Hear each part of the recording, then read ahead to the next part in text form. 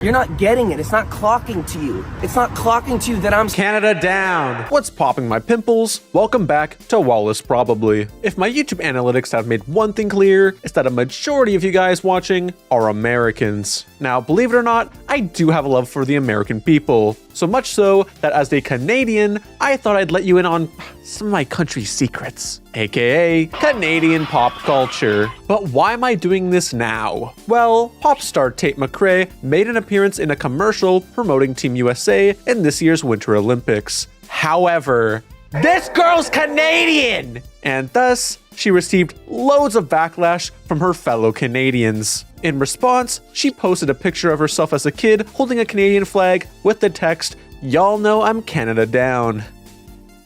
Girl, what does this even mean? What started as clowning transformed into cultural pride on Canadian Twitter, with people currently using the phrase to share different nostalgic things around Canada. So, with this in mind, I thought I'd break down some of these posts, so the next time you encounter a Canadian in the wild, you can reference one of these things and send them for a loop. And if you'd like to learn more about Canada, let me know in the comments below. Up first, we have a kid running for his life, a box of Timbits, the Zone, and a guy outside. The kid running for his life is from a famous Canadian PSA called The Chase. In it, we got this little boy running away from a bunch of girls who eventually catch up and start kissing him. The ad was about getting kids to stay fit because you never know. I would see this on TV all the time as a kid in between episodes of like SpongeBob and Fairly Odd Parents. I just would feel bad for this kid. Like the moment he looks back and just pure terror in his eyes. This PSA is iconic for many Canadians around the 90s and 2000s. Would it fly today? Probably not, especially if you switch the gender roles. But for what it is, it's a product of its time. Timbits are little donut holes you get at Tim Hortons. They're basically Canada's version of Dunkin's Munchkins, but just taste better. Listen, I've been to Dunkin's on multiple occasions throughout multiple US states, and I just genuinely think that Tim Hortons is better. Anyways, Tim Hortons is like a Canadian national treasure, even though it's owned by an American-Canadian company with a majority shareholder in Brazil. While not every item on the menu is great, their farmers wraps and ice caps are agreed upon as their best items. But personally, I love me a cilantro lime crispy chicken bowl with a peach passion drink on the side. The Zone is the flagship programming block on YTV, with the man on screen, Carlos, being the most iconic host. Canadian programming in the 2000s to early 2010s was pretty interesting because we didn't have Nickelodeon, Disney, and Cartoon Network for like the longest time. Instead, we had YTV, Teletoon, and Family Channel. YTV was basically Nickelodeon, Teletoon was basically Cartoon Network, and Family Channel was basically Disney Channel, all of which had some original Canadian programming sprinkled in. Also, here's a fun fact. One of the hosts for The Zone outside of Carlos went on to be a drag queen, so shout out Priyanka. Finally, the guy outside is actually the one I'm least familiar with. This was an ad for Everest College in Ontario. This dude basically chews you out and tells you to go to college. Clearly, it was targeted to 20 to 30 somethings, but in reality was being played to little 8-year-old Justin when he was trying to watch cartoons. Ontario is on the East Coast, while British Columbia, where I grew up, is on the West Coast. So the chances of this being aired where I lived were little to none. But if you're Canadian and saw this, let me know in the comments below. Next tweet. This one features some happy hockey players, colorful notebooks, a tiny hippo, and our current Prime Minister with one of the stars of Heated Rivalry.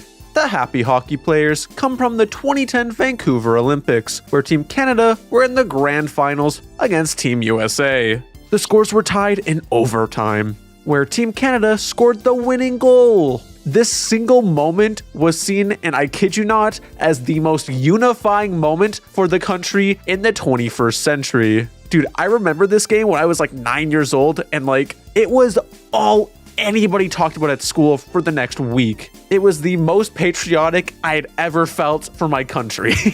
And also, the Mario and Sonic tie-in game, that's like a prized treasure for me. That's like a family heirloom right there. The colorful notebooks, aka exercise books, are an iconic part of Canadian school supplies. They're basically a book of loose leaf papers to write in, with the only real distinct quality being the Canadian map on its cover. You can get these anywhere out here, from Walmart to Staples to your nearby cemetery. I've got multiple still from my childhood, and they don't seem to be going away anytime soon. The Tiny Hippo is another Canadian PSA, probably the most iconic and relevant one today. It was a commercial about the endangered house hippo, a made-up species that would be revealed as fake to get kids to think about what they're watching on TV and to use critical thinking. But like, nobody I talked to picked up on that, so we were all just wondering if the house hippo was a real thing or not, like...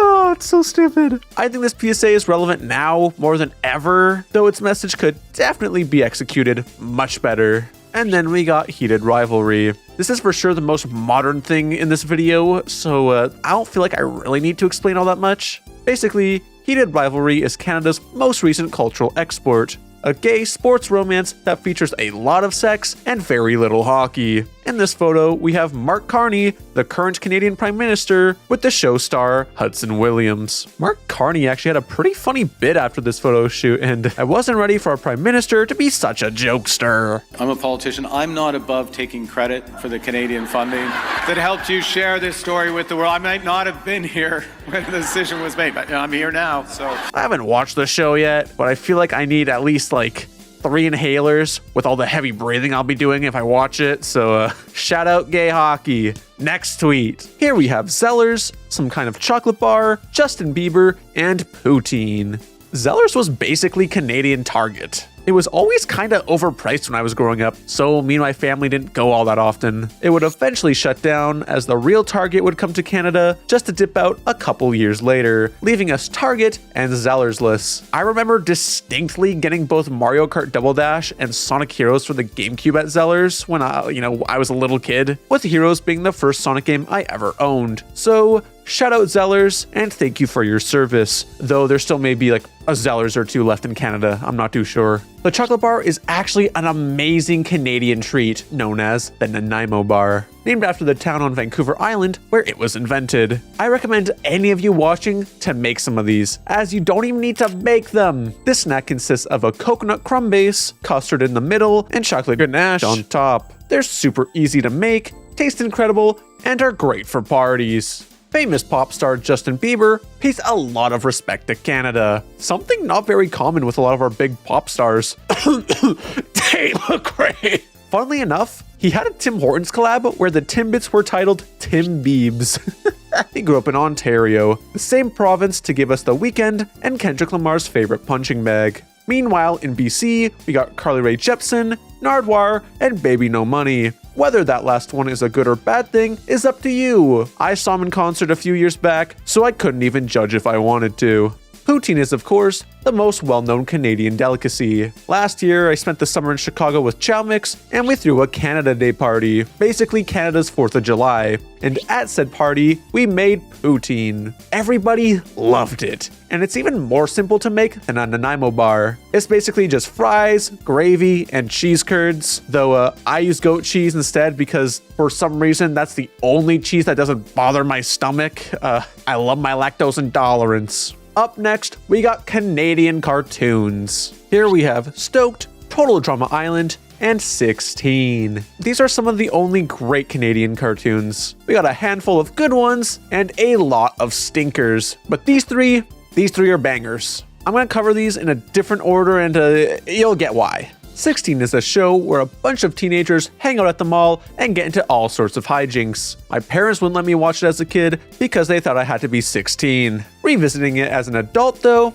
it's a good time. Stoked is by the same people who made 16 and is a show set in British Columbia where a bunch of young surfers work at a resort over the summer and hijinks ensues. This one I more remember watching on TV as a kid, and it was probably my favorite Canadian cartoon at the time. Finally, we have Total Drama Island, which is a parody of reality TV shows and turned a whole generation of kids into goth-chasing freaks. All 3 shows slap in their own way and honestly hold up very well, which again can't be said about many other Canadian cartoons. I could honestly talk about Canadian cartoons for an entire video, so if that interests you at all, let me know in the comments below. To wrap things up, here's a lightning round of Canadian logos and what they're for. We got Canadian Tire, which is a hardware store, the Canadian National Railway, Molson Canadian, which is a beer, Air Canada, an airline that everyone I know has had problems with, the Royal Canadian Air Force, Roots, which is a clothing company, Hudson's Bay Company, which is a department store, and one of the oldest Canadian companies, if I'm not mistaken. The logo for the 150th anniversary of Canada, Hockey Canada, which is a non-profit governing body for organized ice hockey, and CBC,